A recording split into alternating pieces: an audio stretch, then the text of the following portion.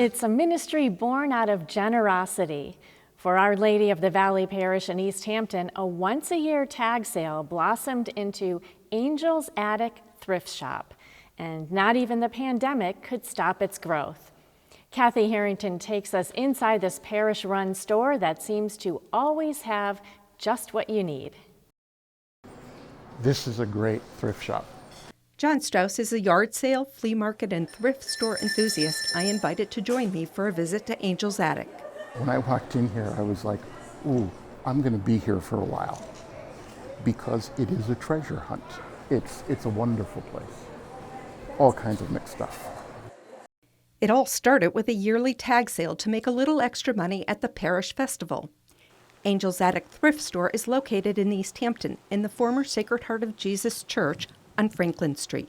It was a lot of work to get all the items out for people to see and shop, and then to box everything up to have it be taken away. And Father Doug at the time said, why don't you put some of your things in here to store it and maybe open every once in a while, but he didn't realize that that meant it was going to kind of blossom into something really big. It took a small army of volunteers to turn the tag sale into a thrift store. 6 people are needed on the floor when the shop is open. Jean Graney and Alice Sedonis are 2 of the volunteers involved since the beginning. We started sorting, we had tables set up, and then from there it just grew. Things morph. We decided what should be better, and we're continuing to change. Every week we see what can be better. 3 buildings now make up this nonprofit enterprise for Our Lady of the Valley Parish. One resembles a furniture showroom, including a variety of sofas, lounge chairs, end tables, dining tables, and chairs, even bedroom furniture. Another building is categorized by floor, room, and season, with clothing for men, women, and children. But Becky Niman says everything is sold out of the former church or by appointment, and Facebook is a useful tool to draw in customers.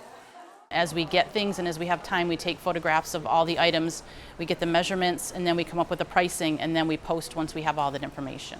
Donations continuously come in from parishioners and community members. We go and clear some estates, which is a little bit different from an estate sale. We take what we know we can sell, so maybe not the whole household. During the shop's open hours, volunteers clean, process, and price the items, keeping fresh inventory out on the sales floor. John Strauss says, They have a great selection here, but some of it is a real bargain. Some of it is market priced. And that's always the kind of the battle that thrift shop managers have to fight with themselves because they want to sell it. They want to move it. They want to get it out of here because there's more stuff coming in every day. But on the other hand, they're raising funds. They don't want to give it away.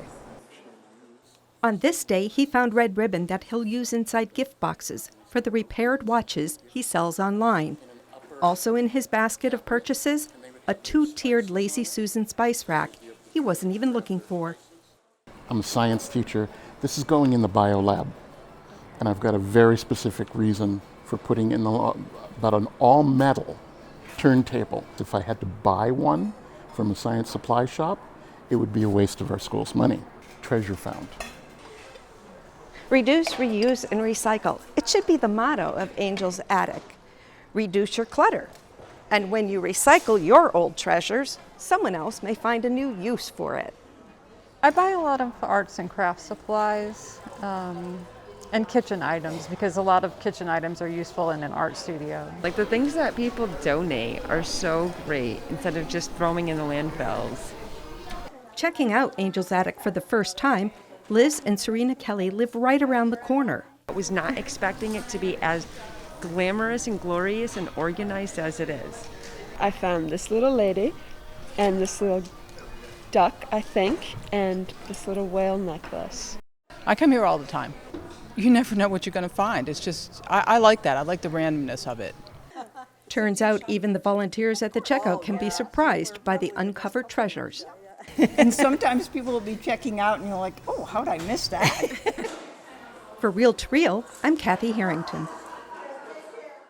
Angel's Attic is open Thursdays from 4 p.m. to 7 p.m. and Saturdays from 9 a.m. to 1 p.m.